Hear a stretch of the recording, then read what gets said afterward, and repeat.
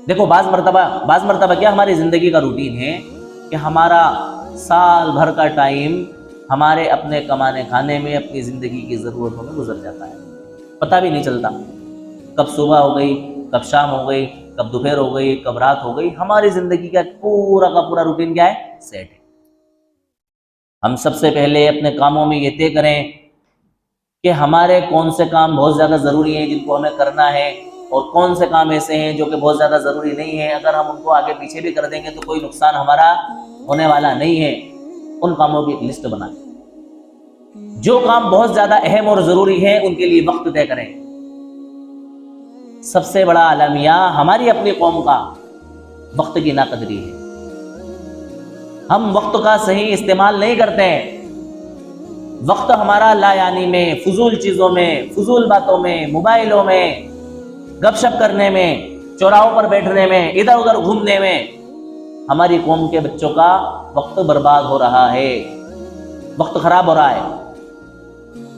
आप इलाके घूम कर देख लें, जो मुस्लिम इलाके हैं उन मुस्लिम इलाकों में आपको 1 बजे तक, 1:30 बजे तक, 2 बजे तक हमारे नौजवान बच्चे जिनकी उम्र 15 साल, 17 साल, 18 साल, 20 साल, 22 साल, और हमारे बुजुर्ग जिनकी उम्र है 50 साल, 55 साल, 60 साल, ये तबका आपको 2-2, 4-4 लोगों की शक्लों में खड़ा हुआ, बैठा हुआ, होटलों पर, दुकानों पर, चौराहों पर आसानी के साथ मिल जाएगा। आप मुआयना करें सर, अंदाज़ा करें। कभी गलती से आपका ऐसे टाइम पर आना हुआ हो तो आप देखना, मशहूर इलाके हमारे, जिन इलाकों पर आपको हमारी कौम के बच्चे, नौजवान और हमारी कौम के बुजुर्ग हजरात आपको आसानी से मिल जाएंगे। अब आप सोच रहे होंगे कि भाई आप थोड़ा बीच वालों का भी जिक्र कर देते, उनको तो शेयर ही नहीं कर रहे हो, आप उनको कह ही नहीं रहो, तो वो किसी न किसी वजह से थोड़ा सा आगे पीछे हो जाते हैं। या तो अभी अभी उनकी शादियां हुई हैं तो वो ज़्यादा वक्त अपना कहाँ देना है? घर में देना है, या इतना बिजी है अपने काम धंधे में कि रात को बिल्कुल थके हारे घर आए और वो अब उनको क्या चाहिए? आराम चाहिए। उनके पास घूमने फिरने का, दोस्तों यारों में बैठने का टाइम नहीं है। ये मैं फालतू लोगों की बातें कर रहा हूँ, क्योंकि नौजवान बच्चे, उनके पास भी काम नहीं है, या तो उनको पढ़ना लिखना है या काम की तलाश में है, तो उनके पास टाइम ही टाइम है। और बुजुर्ग है तो उनके पास भी काम नहीं है। क्यों काम नहीं है? इसलिए कि बच्चे होशियार हो गए, खाने कमाने लग गए, तो बच्चों पर जिम्मेदारी आ गई है। वालिद साहब जो है अब माशाल्लाह घर के अंदर आराम कर रहा है, तो वो अपने दोस्तों के साथ घूम फिर रहा है। इसलिए मैंने बीच के लोगों को क्या कर दिया? छोड़ दिया।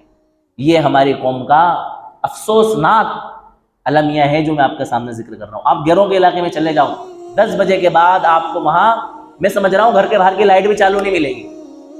इत्तेफाक से मेरा जाना हुआ ऐसे इलाकों में कहीं से आते हुए, तो पूरा ऐसा लगता है जैसे कोई गांव का एरिया हो, गांव का इलाका हो, सारे लोग सोए हुए हैं या अपने घरों के अंदर बंद है। कोई बाहर आपको चौराहों पर और रास्तों पर, गली कूचों में नजर। तो सबसे पहले हमारी अपनी ये जिम्मेदारी है कि हम अपने निज़ामुल औकात बनाएं, अपने कीमती वक्तों को काम में लाएं। क्या करें? अपने कीमती वक्तों को काम में लाएं। और रमजान में तो हमारी कौम का यह हाल है कि सारी रात जागने में जाती है। किसी कहने वाले ने यह कहा कि मुसलमान सारा दिन इफ्तार के इंतजार में सोते हैं और सारी रात सहरी के इंतजार में जागते हैं। सिर्फ 2 मकसद से रात जागी जा रही है। एक मकसद से, वो क्या है कि भाई सहरी खा के सोना है, सहरी खा के सोना है, और दिन भर सोना है इस इंतजार में कि इफ्तार के लिए उठना है। ये हमारी जिंदगी का रूटीन होगा। इस तरह से रमजान नहीं गुजारा जाता। रमजान के बेशुमार वाकयात हमारे अकाबिर के, बुजुर्गान दीन के, औलिया किराम के भरे पड़े हुए हैं कि जिन्होंने अपने लिए रमजान को क्या बनाया? कीमती बनाया।